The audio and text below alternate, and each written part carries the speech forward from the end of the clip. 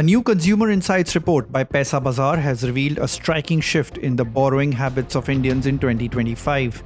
For the first time, travel has become the top reason for taking personal loans, with around 27% of borrowers using funds to finance vacations this year. This marks a significant change from previous years, where home renovation and medical emergencies were the leading drivers for personal loan demand. The report, titled How India Travels Using Holiday Loans, based on a survey of over 5,700 respondents across 97 cities, highlights that the share of personal loans taken for travel has now surpassed those for home renovation, which has dropped to 24% from 31% in 2023. Other major reasons for personal loan borrowing include credit card repayments at 11%, medical emergencies at 10%, education at 6%, and weddings at 5%. This data underscores a broader lifestyle shift, with Indian consumers increasingly using credit to fulfill aspirational needs such as leisure travel rather than just for essential or emergency expenses. The trend is particularly noticed among younger borrowers. While millennials are the biggest drivers for holiday loans, Gen Z, defined as those aged 28 or younger, now accounts for almost 30% of all holiday loan borrowers in 2025. About 30% of consumers who took holiday loans borrowed between Rs 1 lakh and Rs 3 lakhs. 20% borrowed between Rs 50,000 and Rs 1 lakh, and 19% chose loan amounts between Rs 3 lakh and Rs 5 lakhs.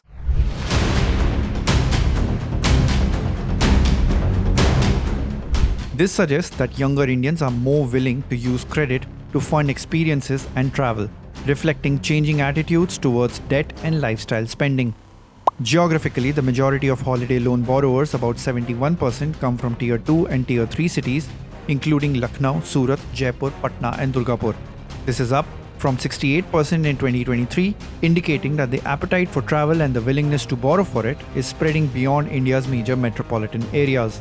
In contrast, Tier 1 cities contributed just 29% of holiday loan borrowers.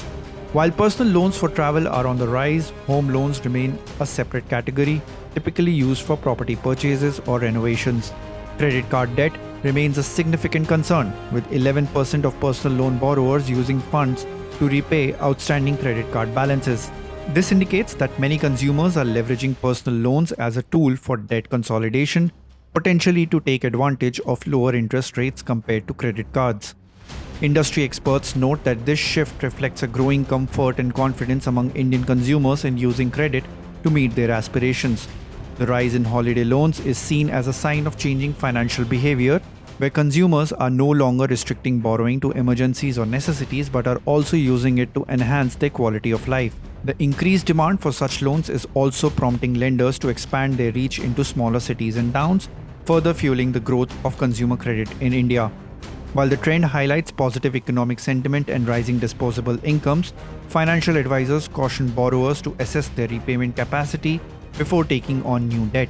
Credit card delinquencies in the 91 to 360 days overdue category have soared by a staggering 44.34% over the past year, reaching Rs 33,886 crores as of March 2025, up from Rs 23,475 crores in March 2024, according to the latest data from CRIF Highmark. This sharp rise highlights a growing vulnerability among borrowers.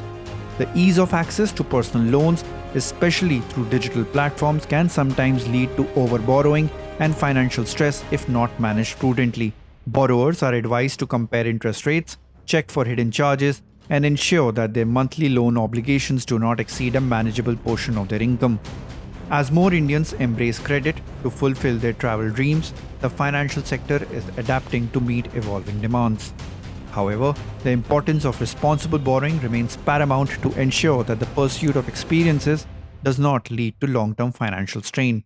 People who are 22, 23-year-olds, they're probably looking for jobs, trying their best.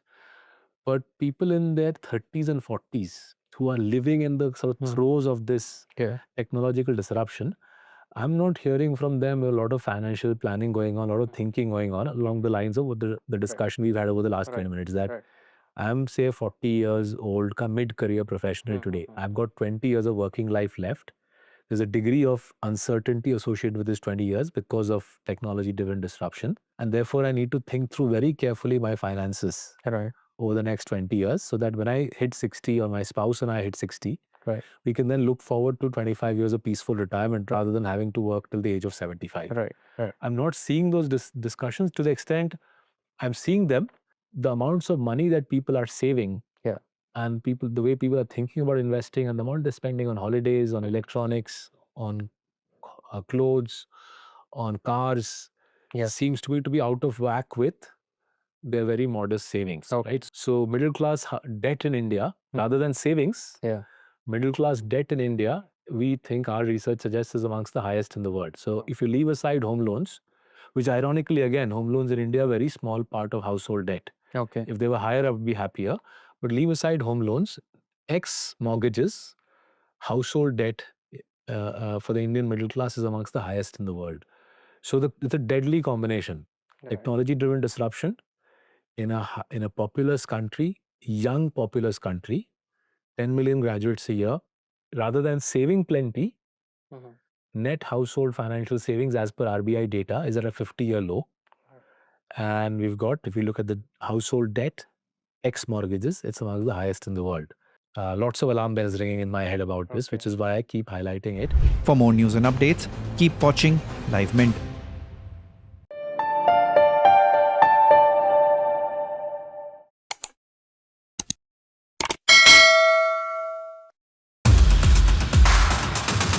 In a world where business never stops, Mint keeps you ahead, any screen, anytime. From studios to the ground, Mint breaks down business, leadership and lifestyle, boldly, visually and smartly. From boardrooms to markets, from personal wealth to industry trends, we bring you the insights that matter. Mint is doing brilliantly well. It's a well-read page, I would think. What fuels India's biggest CEOs? Ride along and find out. I have to work that much harder. I have to put that much more in. Over the years. Earlier I could say, no, I can't afford it. Yeah. But now I can. Want to invest like the pros? Learn from India's stock market experts. Things like that worry me about markets. I don't want to buy a house to invest. Your money, your future. We make finance simple. Step inside breathtaking homes and the creative minds behind them. So we are at the house in Camellias. I think Camellias is the most expensive property in the NCR and probably the most expensive in the country. India's real estate scene decoded. No jargon, no fluff. Home buyers will have more bargaining power. It's a great time to buy a house as well. Some chase success, others create it. Meet the ones who made the impossible possible.